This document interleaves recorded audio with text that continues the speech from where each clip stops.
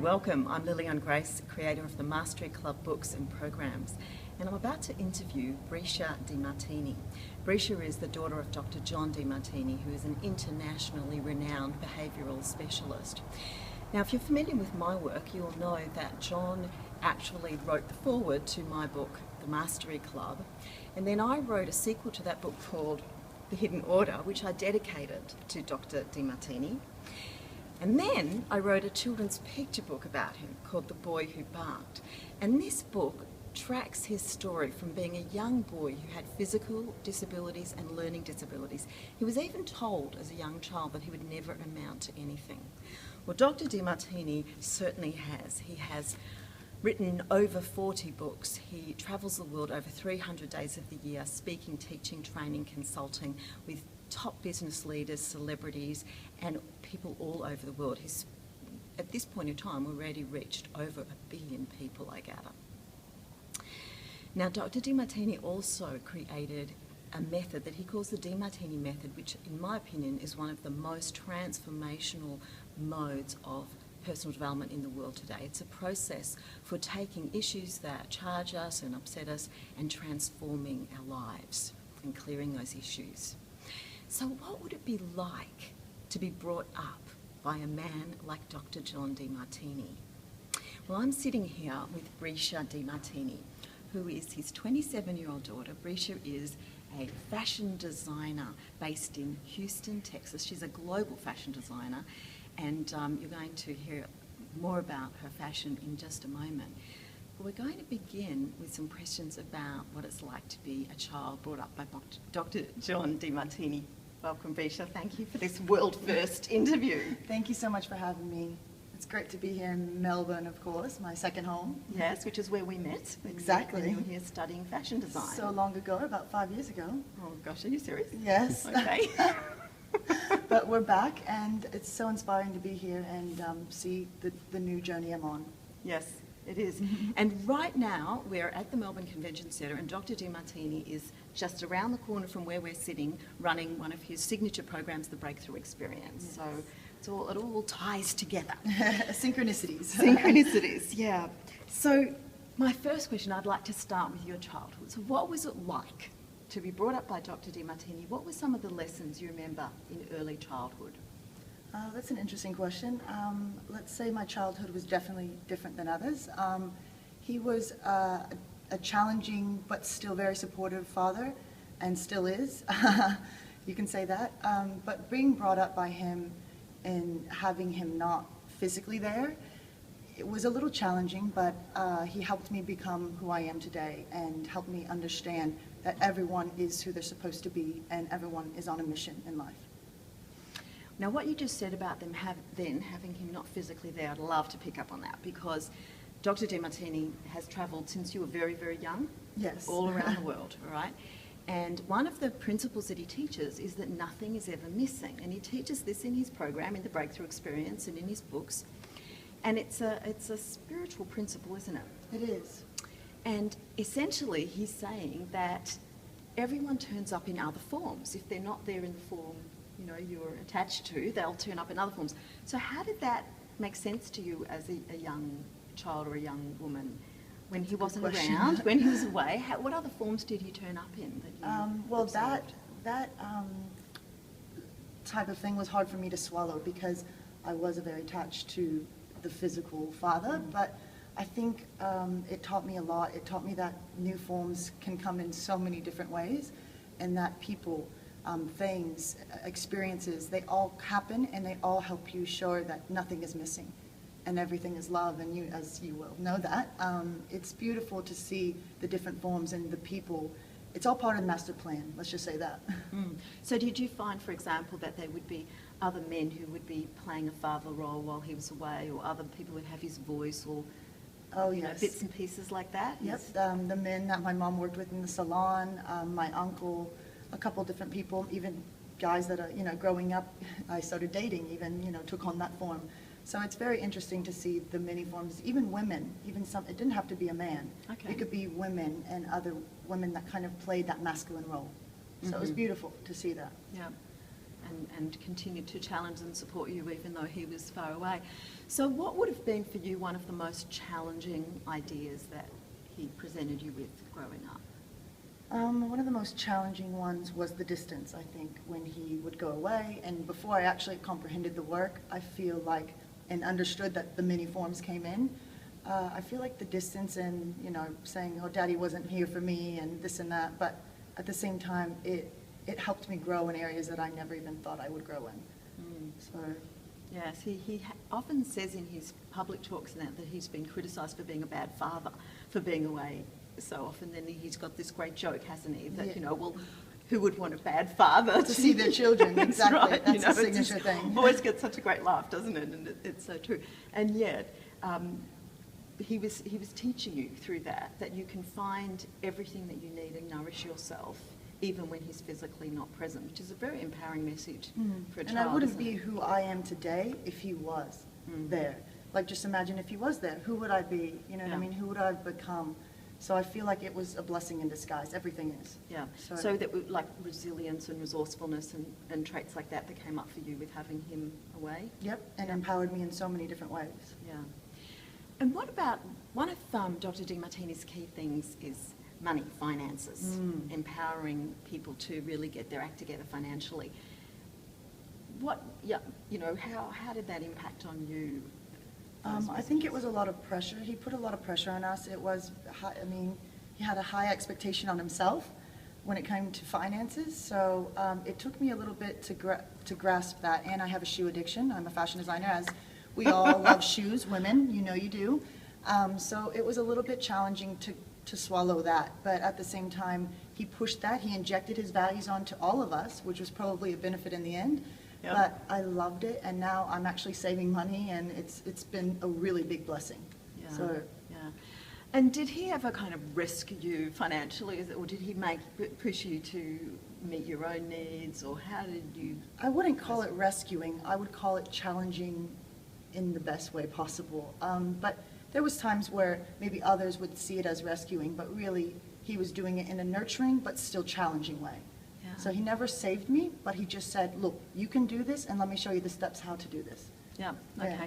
I remember him saying, somewhere I've heard him say that, you know, he was always happy to support his children who wanted to study, but he would also always talk to you about the consequences of your choices. So if you wanted to do different things, you know, he would help you think through what are the consequences, and then the other side. Yeah, because the other two side, sides to because everything. the two-sided, so.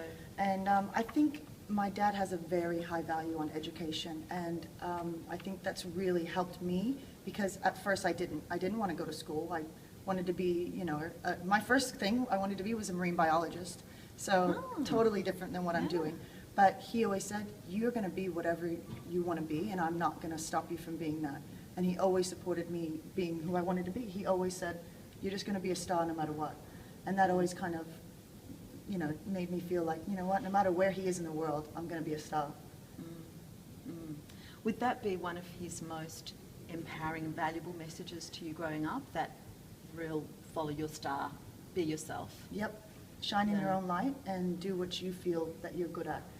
Do what when others say, oh, you should have done this, you should doing this, they're injecting their values on to you, but at the same time, my dad, he injected, but in a nurturing way, like I said before. He never pushed me to do anything I didn't want to do. And I'm kind of the entrepreneur in the family, and I'm always going to do what I want to do, and he knows that, and he loves that about me. Yeah, I get that. I get that watching him. I just want to ask you one more question about some of the confronting ideas that Dr. Demartini put in front of you growing up. And one of them I know that really stopped me in my tracks when I came across his work was the idea that everything is love. And he includes in that, you know, abuse and war and torture and rape and just the whole range of really confronting stuff. Can you think of an example of something that for you came to understand that was love, that doesn't look like it is from the outset? That's a good question. For a while, I didn't really grasp that when I lost my grandparents, and I did experience death for the first time, but still aware of the work. It took me a little bit to find out nothing's missing, and everything is love, and that everything happens for a reason, and that maybe it was at that time I wasn't able to grasp it, but I feel like that was one of the most challenging things, because, you know, rape, death, war, those are really, really, people, and in other people's perception, that's not a good thing. But sometimes that's a blessing in disguise, like everything that happens. And it teaches you so many valuable lessons. So I actually think that love is everywhere and everything happens for a reason. So you've come to know that. Yeah, I've come to the conclusion that that is very true. Yeah, yeah. Some of the ideas do take some getting used to, don't they? Well, especially with him too, because he's such a, you know, what he believes in, he believes in it. Nothing's going to change his mind. And so people that aren't aware of that don't really see that side. They're like, well, how can you think war is good? How can you think, you know, losing your mom is good? Well, there it is, and that's also what his method is about, helping you see the other side. Yeah, well, he's backed up all of those conclusions with masses of research, hasn't he? He's just studied across all those disciplines, and so he's got absolute certainty about that these principles apply.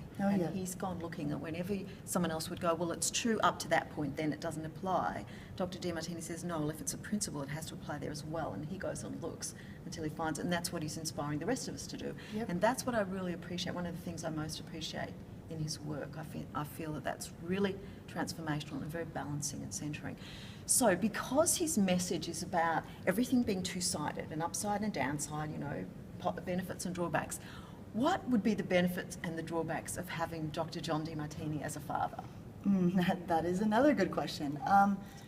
So the drawback would be, going back to him having high expectations, high standards on himself and of course on his children. So I think that was definitely a drawback, being his daughter and not following in his footsteps as well. So I did my own thing, my own mission, and I think that even put more pressure on me. So that was definitely a drawback. Well, what you would think is a drawback, and then the benefit would be I got to be me. I got to find out what my mission is and not follow in his mission, but really, really find out who I am, the core me, my telos. And I feel like my values, I mean, I'm living it. I'm living it, and that's the most blessing he could have given me, to be able to be myself. So that was a benefit. Yep, he's very strong on honouring what's in your heart, what's in your soul, isn't he? And who you are. Yeah, and I can also imagine that it would have been annoying at times having him want you to own traits and, you know, deal with things when you felt like just suffering. I still hear it in my head, even when I hear him in the seminars, just own it, just own it.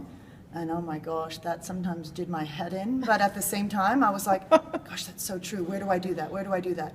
Okay, all right, I see it, I own it, but it was challenging, and I'm grateful for it. I'm grateful for the work. I really am. I can imagine. Okay, so last question about this parenting thing, and then we want to visit your journey, and that is, what would be your advice to other parents raising children? Because this whole interview emerged out of my in the Mastery Club. The green-haired girl Nina has been brought up by parents who are engaged in personal development from the time she was 2 years old. So she grew up with these kinds of messages, right?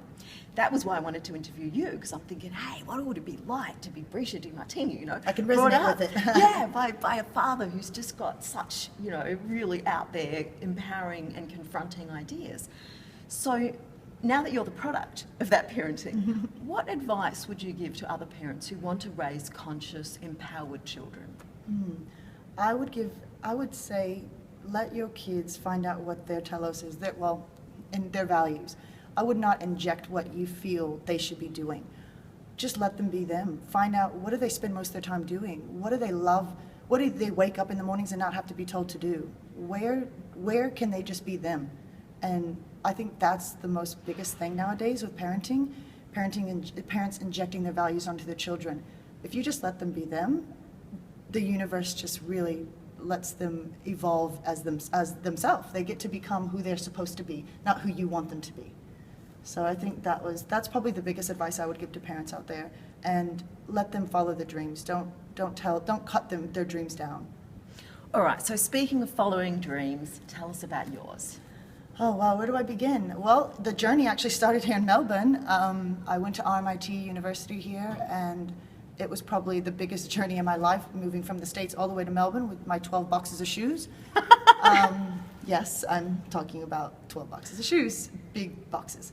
But so my values definitely, as I grew and my journey started here, I think that Melbourne actually helped me discover who I am as a designer, studying fashion design here and going back to the States and actually building my brand in the business.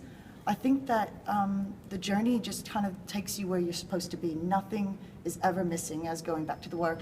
And I think that because of my dad's work and because of my journey along the way, it helped me even empower me for my business. So on a business perspective, I think that the journey, it's everything happens for a reason. And going back to my fashion, this is one of my first lookbooks. And one of my first collections was inspired by the Canary Islands, where I went on with my dad and got to have new memories with him that I've never even experienced. So I feel that my journey is it's just begun. It really has. It's just begun. How old were you when you first discovered fashion and wanted to be a fashion designer? Oh, well, I was very young, trying on my mom's heels, putting on her fur, her pearls. I mean, when my dad would take us to the Galleria in Houston, I'd get lost in the clothes. He'd be like, "Where'd Breccia go?" And then I'd be where the clothes and shoes are. So I think my values were demonstrating throughout my whole life, but I think I actually discovered that I wanted to be a fashion designer and that this was my mission when I moved to Australia, when I moved to Melbourne in 2012. So it was beautiful. Okay, I hadn't realised that. Okay, so in the Mastery Club, Nina's Aunt Liz is a model. So the last question I'd like to ask you is, what advice do you have for any girls watching this interview who would love to go into fashion or modelling or something like that? For all the models out there, and there's so many different variations, about my brand, I'm all about versatility. I don't look for the everyday model. I look for the women that just stand out and just are themselves. And I think that when it comes to modeling, everyone thinks you have to be skinny, you have to eat right, you have to have certain... There's so many different versions of models, but everybody is a model in their own form. And I think that a lot of days, or a lot of times right now, modeling, they're too skinny, or they have these injections of what they're supposed to be. I'm too fat, I'm too this. You're exactly who you're supposed to be, and you don't need to change. And you are going to be loved no matter what. And modeling, it's very, it's high maintenance, it's a lot, a lot of discipline. But anybody that wants to model can do it. Don't say, "Oh, I'm too fat, I'm too this." Just do it and don't hold back. So that's good to hear. And we do seem to be much more moving into an era of acceptance and recognition of variety, don't we? Rather than all having to be the same, that stereotypical thing. Thank you, Breccia. Really it was so good. It was inspiring because this is my first interview, and that actually someone's asked me how was it being raised as under Dr. Demartini, and it's interesting because I was nervous about the interview, but it's beautiful, and I don't think that I could be who I am today if I didn't have this work. And it's people like you that get to share this and bring the knowledge out to others, and I'm grateful. You know what? I think we might just now have an opportunity to bring Breccia's father to this interview. So let's go get see. him. Okay, we're back, and we do have Dr. John Demartini with us. We've kidnapped him out of the training room from the Breakthrough Experience. We've got 2 minutes. Okay, so Dr. Demartini, I was interviewing Breccia because I was really fascinated by what would it be like to be brought up by someone like Dr. John Demartini with these confronting ideas and principles and lessons and empowering stuff, because you've raised your children so very consciously. So let's flip it a little bit. And Breccia's shared particularly about that issue of nothing's missing. So what was it like for her when you were travelling overseas for so much of her childhood? And so was she able to find you in other forms? So we talked a little bit about that. What about you? What is there anything you would like to share about what it was like for you being away from your children? Well, no matter what, a father loves his children. That's a given. And I have always had a vision of an astronomical vision with a global effect. And I remember reading when I was 18, 19, I remember reading something by Albert Einstein, that the greatest teacher is exemplification. And he made a comment, and he wrote a letter that I wish you could find that he wrote to his daughter. It's a magnificent letter. And it's a letter about, to the same degree, something like I don't know if you mentioned the letter that I sent That you wrote, well, no. the video clip. No, I didn't talk about that. Yeah. But he basically said that the greatest teacher is exemplification, and that he had to fulfill his mission, and he knew that by doing that you would be exemplifying a life living with a mission. And if you subordinated to the classical approach to what society is expecting you to do and didn't fulfill what your mission was, then you're not necessarily doing them a greater service. So there's times when I really love meeting with my children. There's probably times when I didn't. But, and I'm sure that they had the same feelings. But I also knew that if I fulfilled my mission in the long run, I would do the greatest service to my family than I could if I would just subordinate to what society was expecting and just be a 9-to-5 kind of guy. I just didn't think that I could live that way. It just wasn't who I was. I felt that in the long run I would be able to provide more for them doing that, economically, socially, contribution, exemplification, intellectually, I mean, everything. So I also knew, side C in the Demartini method, that whenever I perceive something missing, I look and ask, so what's the new form it's in? And so on hundreds of occasions, if I have an inkling that I'm missing my children, which would pop in my head periodically, I would then immediately stop and go, so who represents my children here? Who would represent Breccia or Elena? And it wasn't always that difficult to find it, because somebody would show up and playing those roles in my life. I think Breccia would say, I don't know, but I would guess that there were times in her life where other people played out the father figure. Even to the time when you were working at Moe's, the older men and all the The people I did, yeah. I told all these people played out those roles. And I knew with certainty that that would show up for her. And I also knew that they would be providing some of the steps that she needed for her mission, and the ones that I couldn't provide. And I would have other people provide things that would represent her. So I remember training. I didn't give you the feedback as much as I did Elena. And I haven't gotten to give it to Daniel as much as I've even given to both of you. But that to help them know that nothing's missing. That when I'm not there, look for my new form. I know that Ash has assisted you with that also. Big time. And so, and then when you see that there's opportunities to come out of that and benefits come out of that, you're more adaptable and have more resilience. Because sooner or later the parents die, and you have to see the new forms in which they're manifesting. Yep. And so, as Cahill Gibran said, your children don't come to you, they come through you. They're not your possession. They have their own spirit, their own mission, etc. And I grew up a traveler. I grew up on the road myself. So I am grateful for that in my life.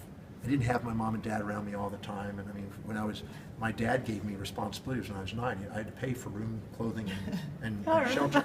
And he said, go and get on your bike and go wherever you want to go. And he didn't have a problem with me hopping trains and going to different cities and riding bicycles to different cities and hitchhiking and all that stuff. They gave me a ride to the freeway when I was a teenager. So they wanted me to be a free-spirited person. They didn't want to have this idea that, you have to be clamped down. And I saw that my sister, they didn't have that feeling comfortable about that. And my sister was more constrained because of that.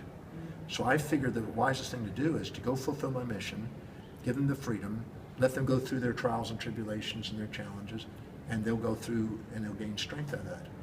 And there were times when I really missed the kiddos, and I had to sit down and go out and get my piece of paper out and write down, okay, where are they now, what's going on? And sometimes when I would be able to have time with them, they weren't available, and vice versa. So there was all that going on. But inside my heart, I know that I love my children. That's the bottom line. And I wouldn't be who I am today if you didn't do that. So I'm very grateful. Yeah, I mean, I'm sure there's times when you were, wanting to stab me and hug me and slug me. I'm sure there's both. But I don't know of any child that doesn't want that's that. exactly right. That's normal. Balance, So yes. no matter what you do, they're going to like and dislike you. So you might as well go and do what you love and get liked and disliked, I always say. Yeah. So, yeah, there's times when I've had people in the seminar that are like, exactly like Breccia, showing up and doing exactly what Breccia would do, and I'm sitting there going, that's Breccia today. And they'd actually pick me as a daddy, and I would say, and I had to play that role, and I go, okay, there's Breccia today. There it And is. there's Elena. The other day in Johannesburg, Elena, there's a lady that played out Elena's role. In the training program, there was somebody who played that. And then I get a young man that looked like Daniel played out Daniel's role. We just saw a man that looked like Daniel right in the middle of the interview. So what happens is that if you have the adaptability and resiliency to know that there's nothing missing and it's just changing form, I think there's no greater gift I could teach them than that, because then they're adaptable to whatever happens. The No matter where they are, awareness, yeah. they're flexible. So that was the hope. But I can't say that I can't give a lot of contribution or what I did for the kiddos, because I wasn't there all the time. I mean, Denise had a lot of responsibilities and had to take on a lot of roles, and other people got to play all those roles out. So I was economically contributing the whole time, and sometimes I would be able to be there, but I had to fulfill my mission. If I didn't fulfill my mission, I would have felt trapped in my own life. And I tried that for a while. I tried a 9-to-5 kind of job, and being around the house and everything else. I just go, this is not who I am. I've got a mission to fulfill. I've got the world to go out to. So, and that was one of the biggest, most difficult moments when I went through a separation with Denise. One of the biggest difficulties was walking out of that door that day. That was not an easy thing, because I had all three of you sitting in my legs, if you remember. That was a very tough moment for me. So, but I had to move on. I knew that. It was just time. And so it was like, okay, I have to take the consequences of whatever happens and know that I love, and I know that I'm going to live my mission. And I think you knew way from the beginning, I will take them the second half. Oh, yeah, the second 18. It turned out, I think I got you guys 15, 16, 14. Yeah, a little early. I think it's all, there's a higher perfection in what's going on, and when you see that, you're grateful. So that's the game. Thanks, Daddy. Well, that's a thank you. perfect postscript to our interview. Thank you. Thank Oh, you. good. Martini. Good. All right, Daddy. Okay. Love you. Okay, thank you.